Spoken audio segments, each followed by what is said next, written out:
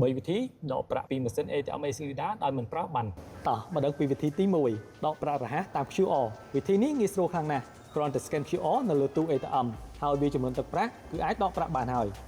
ដំបូងសូមចុច screen ម៉ាស៊ីន ATM ឬភាសា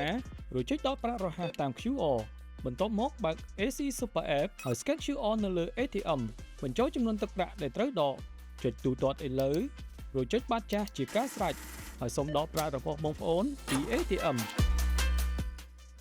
វិធីទី2ដកប្រាក់រហ័សតាមលេខកូដបងប្អូនអាចចុចយកលេខកូដសម្ងាត់6ខ្ទង់នៅទីណាក៏បានដែរតាម AC Super App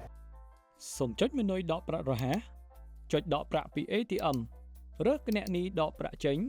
បញ្ចូលចំនួនទឹកប្រាក់ដែលត្រូវដកហើយចុចយល់ព្រមបងប្អូននឹងទទួលបានលេខសម្ងាត់6ខ្ទង់សម្រាប់ដកប្រាក់រួចទៅទីតាំង ATM ណាមួយគ្រាន់តែវាបញ្ចូលលេខសម្ងាត់នោះចូលទៅក្នុងទូ ATM គឺអាចដកប្រាក់បានហើយបន្ទាប់មកសូមរើសភាសាចុចលើដកប្រាក់រហ័សតាមលេខកូដបញ្ចូលលេខសម្ងាត់មាសរួចចុចបាតចាស់បញ្ចូលចំនួនទឹកប្រាក់ដែលបានស្នើក្នុង AC Super App ចុចបាតចាស់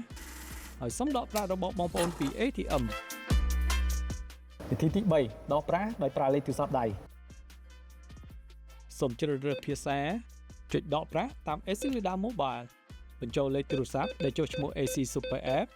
ហើយចុចបាតចាស់បញ្ចូលលេខសម្ងាត់ AC Super App ចុចបាតចាស់រើសប្រាក់រៀលឬដុល្លារចុចប៊ីតុងផ្សេងៗរួចបញ្ចូលចំនួនទឹកប្រាក់រួចចុចបាតចាស់រើសគណនីសម្រាប់ដកប្រាក់សូមបញ្ចូលលេខ OTP ដែលផ្ញើសារទៅ AC Super App ចុចបាតចាស់ជាការស្រេចហើយសូមដកប្រាក់ពី ATM ករណីបងប្អូនដករហ័សតាម QR Code និង Quick Cash មួយថ្ងៃអាចដកបាន$1000ស្មើឲ្យ4លានរៀលហើយបើបងប្អូនដកតាម AC Super App មួយថ្ងៃដកបាន$5000ស្មើឲ្យ20លានរៀលវិធីទាំង3ខាងលើតើបងប្អូននឹងគិតថានឹងប្រើវិធីមួយណា